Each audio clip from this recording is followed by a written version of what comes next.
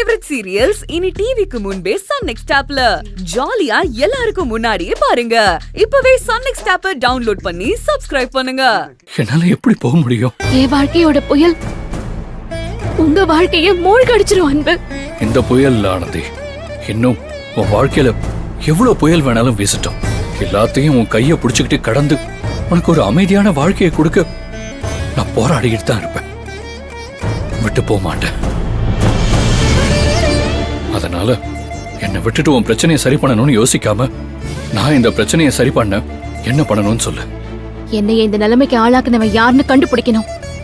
எனக்குள்ள வளர்ற உயிர்க்கான அர்த்தத்தையும் என் வாழ்க்கைக்கான கேள்விக்கு பதிலும் என் அக்காவுக்கு நிம்மதியான வாழ்க்கைக்கான வழியும் கிடைக்கணும். இதுக்கெல்லாம் பதில் கிடைக்காம நான் நிம்மதியா ஒரு நாள் வாழ முடியாது. ஆனந்தி, அதுக்கான எல்லா வழியும் நம்ம தேடிக்கிட்டு தானே இருக்கோம். அந்த ரகு தானே இங்க எல்லா கேள்விக்கும் ஆரம்ப புள்ளியா இருக்கா. அவனை கண்டுபிடிக்காம நம்ம பதில எப்படி கண்டுபிடிக்க முடியும்? அவன் தான் எங்க இருக்கானே தெரியலையே. இனிமே அவனை தேடி நாம ஓட தேவையில்லை. அவனை நம்மள தேடி வர வைக்க வார்டன் மேடம் எனக்கு ஒரு வழி சொல்லிருக்காங்க. என்ன வழி? ரகுவோட பொண்டாட்டி எனக்கு உதவ சம்மதிச்சா ரகுவை பிடிச்சிடலாம். அதுக்கு முதல்ல ரகுவோட மனைவி எங்க இருக்காங்கன்னு கண்டுபிடிக்கணும். அவங்க கிட்ட பேசணும். அவ்வளவுதானே? நான் உன் கழுத்துல தாலி கட்டின புருஷங்கிறதுக்காக இந்த வார்த்தையை சொல்லல. ஒரு பொண்ணுக்கு ஒரு பிரச்சனைன்னு இருக்கும்போது கூட ஒரு ஆம்பளை துணையா நிக்கணுங்கிறதுக்காக இதை சொல்றேன். ரகுவோட மனைவியை கண்டுபிடிப்போம். உன் பிரச்சனையை எடுத்து சொல்லி ரகுவை கண்டுபிடிக்க அந்த அம்மாவை சம்மதிக்க வைப்போம்.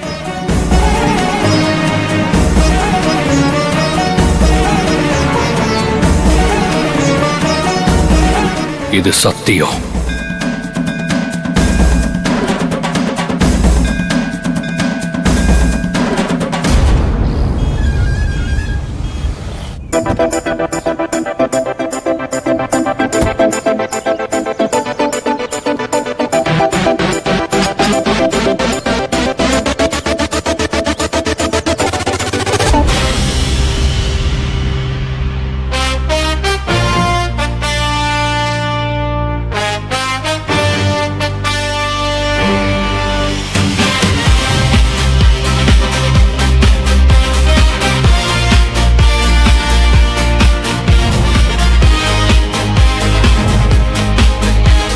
மகேஷ்,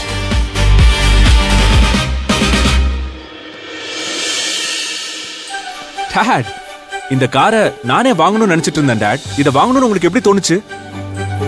உனக்கு வேல்யூபிளான ஒரு கிஃப்ட்டை பிரசன்ட் பண்ணுவேன்னு நான் தான் சொன்னேன்ல. நியூ ஹுண்டே வென்யூ கார் அட்வர்டைஸ்மெண்ட்டை நான் பேப்பர்ல பார்த்தேன். இதுல நிறைய புது ஃபியூச்சர்ஸ் இருக்கு மகேஷ். உனக்கு கார்னா ரொம்ப பிடிக்குமே, அதான் உடனே புக் பண்ணிட்டேன்.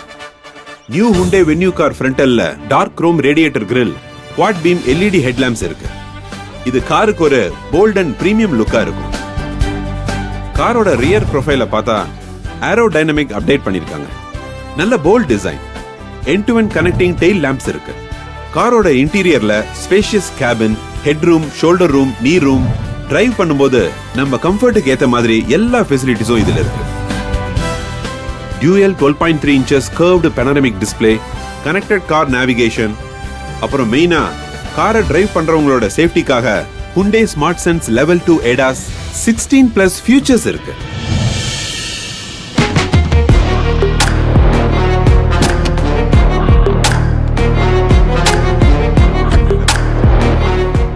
என்ன Mahesh, new Hyundai venue car எப்படி இருக்கு? Such an awesome gift dad. I'm very happy dad. Thank you so much dad.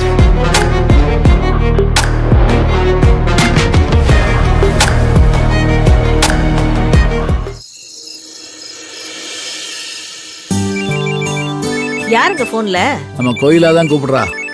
போன ஸ்பீக்கர்ல போடுங்க, என்ன சொல்றான்னு கேப்போம். இந்தா பேசு. கோகிலா, என்ன பிள்ளை இந்த நேரத்துல போன் பண்ணிருக்கவ? அங்க ஒண்ணும் பிரச்சனை இல்லையே? பிரச்சனை எல்லாம் ஒண்ணு இல்லம்மா. நான் உங்களுக்கு போன் போட்டதே ஒரு நல்ல விஷயம் நடந்திருக்குன்னு சொல்லத்த. என்னடி சொல்றவ? என்ன நல்ல விஷயம்? ஆனந்தி கழுத்துல இருந்த தாலி காணாம போயிருச்சு. என்னடி சொல்றவ? ஆனந்தி கழுத்துல இருந்த தாலிய காணோங்கற? உனக்கு இது நல்ல விஷயமா? எம்புட்டு பெரிய அபசகுணம் தெரியுமாடி உனக்கு? எப்ப நடந்துச்சு, எப்படி நடந்துச்சு? மாமா இருமா, நான் இன்னும் முழுசா சொல்லியே முடிக்கல. அதுக்குள்ள ஏன் நீ இம்பிட்டு பதட்டப்படுற?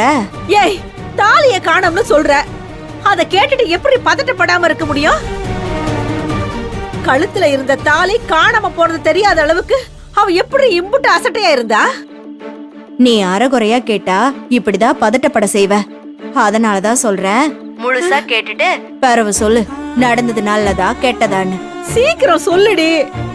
ஆனந்தி குளிச்சுட்டு மாத்து துணி மாத்தும் போது அவளையே அறியாம தாலி அழுக்கு துணியோட போயிடுச்சு.